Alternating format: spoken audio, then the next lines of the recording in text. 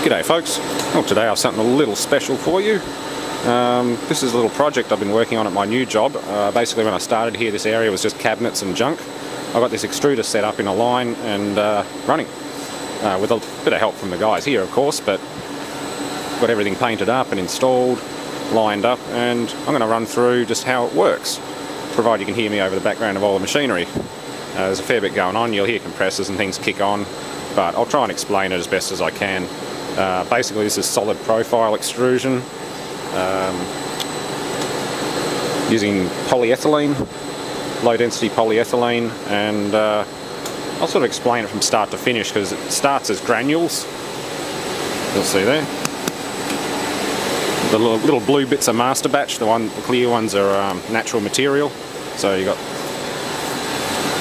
raw in, that goes up to the hopper loader, into the hopper, and down here.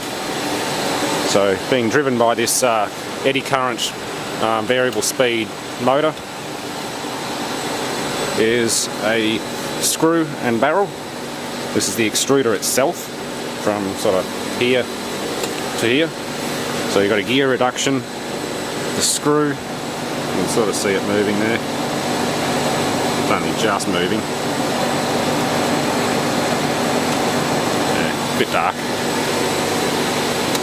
Material gets conveyed down here, down the flights of the screw. These are heating bands. Material undergoes friction and thermal heating from the bands, turns into a liquid.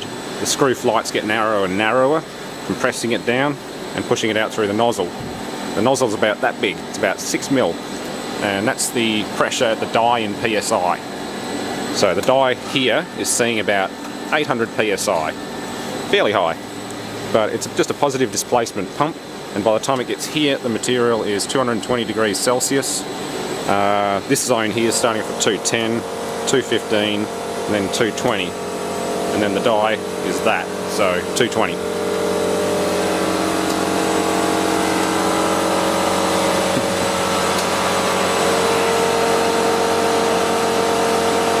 As you can see, it hits the die, which is water cooled,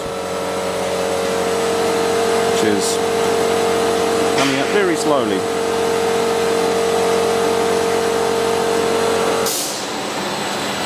And that's what you get. And very slowly. You can sort of see that there.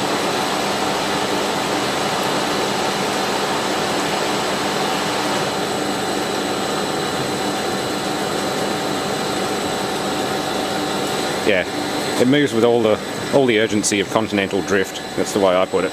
Extrusion's not a fast game, but you get a really nice product when you take it slow. If you rush it, you end up with waves and lumps and all kinds of things. Looks like crap. Yeah, so the extruder itself, electric motor driven, variable speed.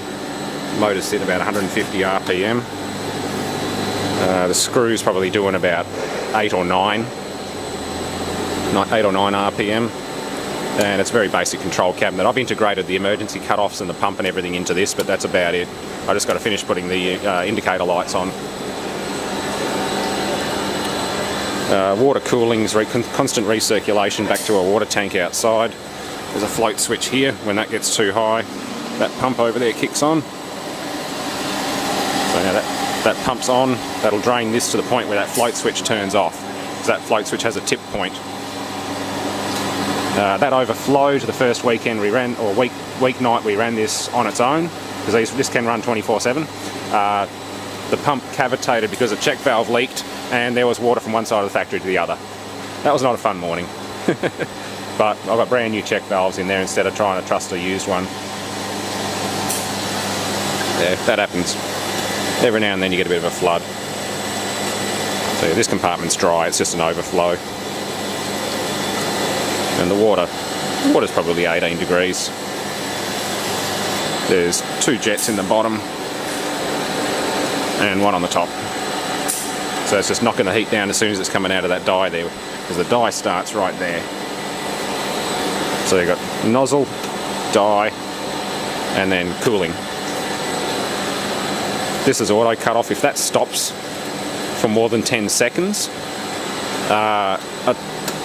trigger in here shuts off everything, including the haul off, the motor and the heaters. It just kills it. So that's in case something goes wrong or it runs out of material. The material stops moving, bang, shut down. And that's just their counter for cut to length. So this is the haul off. This just maintains a steady speed. It's moving at 50 equals 46 millimeters per minute. This is off. This is a little bit off, but it's doing 46 millimeters per minute, and the product's not coming out swollen. It's not coming out sucked in or collapsed. It's coming out beautifully smooth. It has recently had a dye clean because it made a bit of a mess before. But yeah, these little belts are just moving, only just. So yeah, that's called a hauler or haul off. And that's just an automated saw that's triggered when the counter gets to a certain point. It goes to X amount, whatever that count, whatever the set count is. Oh, set count's 275. So when it reaches 275, it'll start a process which clamps and then cuts the material and drops it on the floor like that. And as you can see, the one that's all wavy is before the dye was cleaned. It was having all kinds of problems. Yeah, that's what can go wrong. But that's what it's supposed to look like. Can't tell you what it is for. I was told not to tell you what it's for, but I can certainly show you, because it's just really just a flat profile moulding. So yeah, you got from start extruder, electric motor power conveying material, heat, liquid material forming inside a die at a specific rate, a controlled steady rate, and then cooling and output measuring and cutting. Really straightforward. So yeah, this is what I've been working on for a while, and currently doing other little things and cleaning up their tool room and everything, which is cool. Yeah, it's good work. So yeah, I've got to put one of them, and the amber which goes to the hopper loader to tell me when it's out of material. Because if that cycles for too long and doesn't trip its little switch, it'll throw up an amber saying, hey, I'm out of material, fill me back up. Controls are really straightforward. Old school contactors, no computers or anything. All I've done is tie into this, which is your safety cutout. That's what the encoder reads. It's on, I think, 9-second cutout. Should be 10. I've added a couple of power outlets, one for the pump, which is always on, and one for the haul off, which is switched by the auto. If something goes wrong, that gets cut, along with the motor, the heaters, everything. So yeah, it's just a matter of integrating everything in. It's not the tidiest of cabinets, but I made it a bit tidier.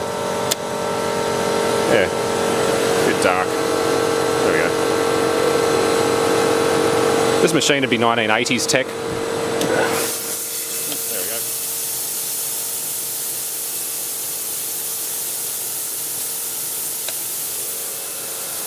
Loading.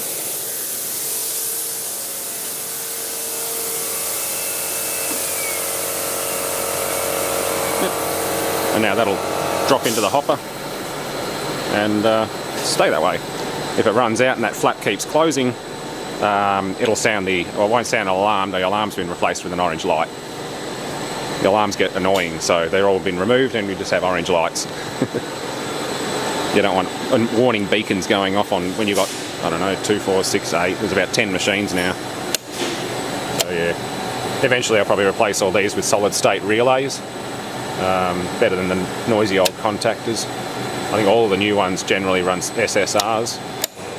They've all been converted over, so that's one of the things to do. I've got to finish putting the lights on it, tie them into the related circuits. You've got green for auto on, red for I'm in trouble, and amber for material out.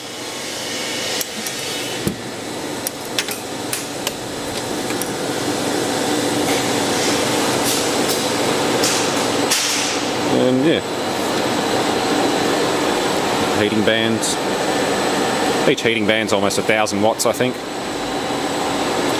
And you might ask why there's fans on there. If the temperature gets too high, like if we're running a fast screw, a fast process, and the temperature gets too high from friction, the heaters won't be running, but you'll use fans to knock the temperature down and stabilise it again. Otherwise the temperature gets too high and you start burning your material. So it can work either way. It'll either need heat or reject heat. And that gadget down there is the pressure transducer that's giving us that reading right from there. Transducer reads off that.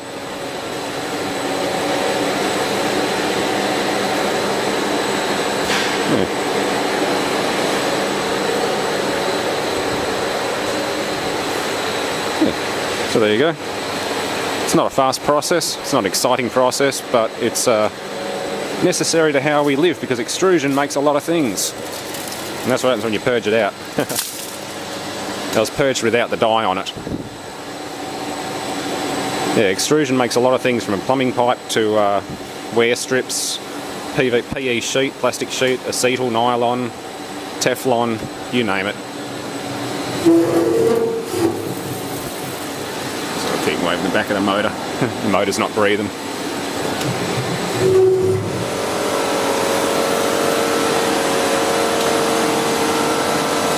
These are an interesting drive too. The motor still does 1440 RPM all day long, but it's got sort of a magnetic slip coupling called an eddy current coupling.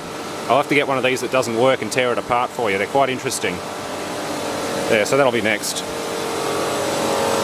Probably one of my next autopsies. I think there's a short-circuited one out in the new factory where we're going to have all the auction surplus. I'll see if I can score that for scrap metal and take it apart. Anyway, I think that's about it. I'm pretty sure I've missed something, but that's sort of extrusion in a nutshell. It's a very slow process, but it works. It's been around for a very long time. I've always thought I'd love to mount one about this size on a massive factory-sized gantry, multi-axis gantry, and use it as a giant 3D printer. They'd stick it to all the little kiddies with their maker bots.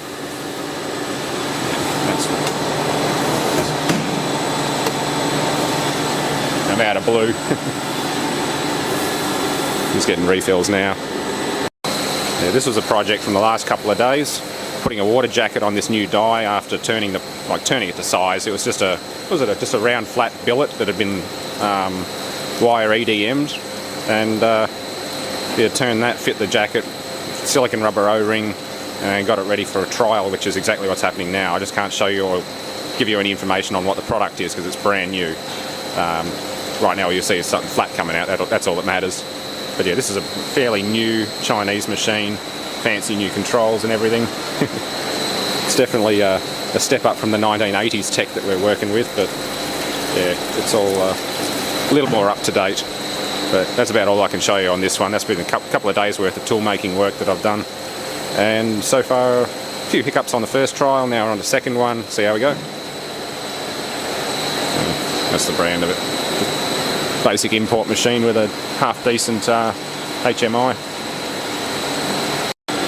Last of all, this is a machine that runs quite a while. It's running a mixture of fresh and regrind with a bit of talcum powder mixed in to keep the static down. It's a modern Johns 3-phase variable speed motor. It's a SL45, I think it's 45mm bore, a bit bigger than the 32 behind me, but same principle. You got the screw, you can sort of see in there.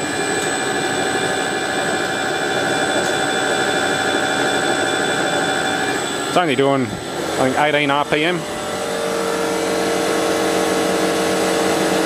Not very fast. Big ABB 10 horsepower motor on it, something like that. It's about the same size as the one I pulled out of the old Battenfeld overmoulder.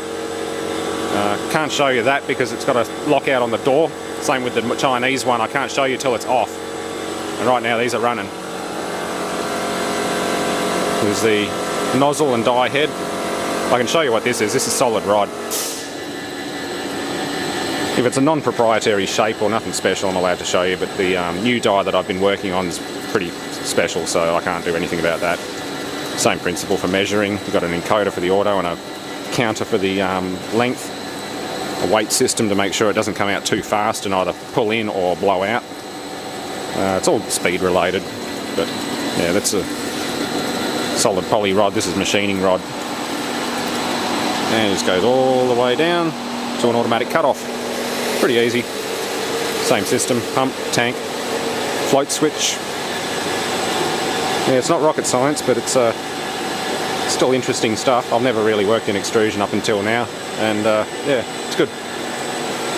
Mind you, it's not my job to set up and run them, it's my job to fix things and that sort of thing. I'm the maintenance fitter. I'm the guy who fixes stuff when it's busted. Yeah, it's telling me it is out of material. Because there's the hopper loader pickup. I'm just refilling it now.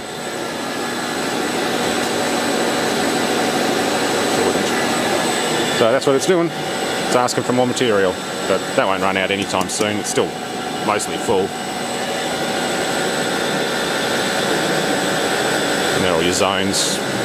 Zone 3 being the back, Zone 2, Zone 1, die 1 and head clamp. So the head clamp has its own heating band, the die has its own heating band, and then you got one, I think that's 1, 2 and then 3, yeah, back to front.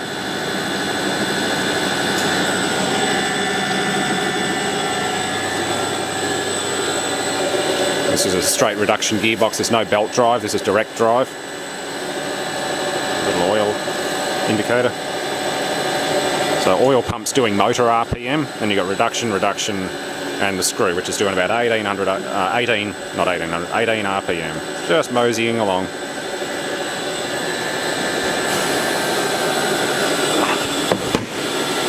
It's an externally fan-cooled motor. It's got an electric fan on the back of it, so when it's running at really slow RPM, it gets adequate cooling, but it's only lukewarm. It's barely under any stress at all.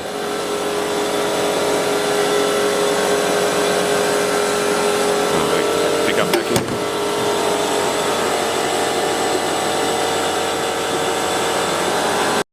And last off, this is basically going to be my lair for whenever I've got a project to do. I have been going through and having a massive clean-up. It was a bit of a mess, but yeah, filling the rubbish bins in the scrap bin bit by bit. Got plenty of stock, that sort of thing. A couple of big lathes. CNCs aren't my department. There's a couple of Daewoo Pumas, CNC lathes, and a Daewoo VMC. I'll get to play with the VMC soon though. But yeah, I've got a nice big lathe. This one needs some attention. The clutch doesn't fully disengage until you sort of hold it in the sweet spot, and then it stops the spindle. So I basically stop the motor and everything at the same time. So I've got to get in there and fix that. It's a bit of a safety issue, because right now, if I start it now, it'll start coasting backwards. I think it will. Yeah. So it'll just sit there and coast. Sort of got to find that little sweet spot. Yeah, got to fix that.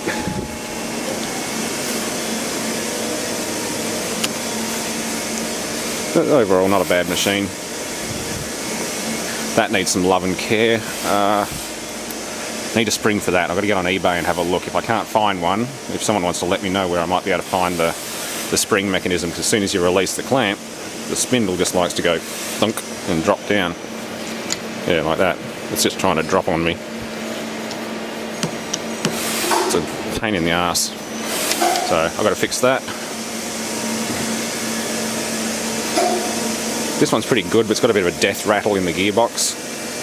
Again, not too happy about that.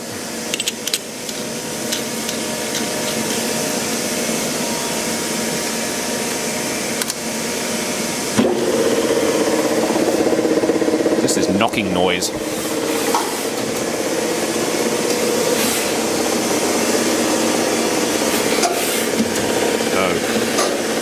That's not good.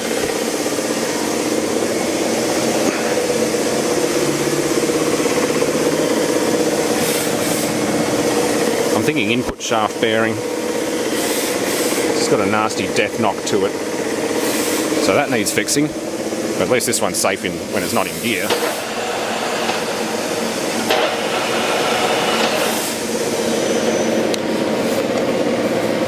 Good power feed. That all works. It's pretty accurate. Again, it's just what's going on in there worries me sometimes, especially when it's warm. It's not so bad now, but when it's hot, yeah, that glass is low. I think that's part of the problem. Yeah, anyway. So that is about all for now.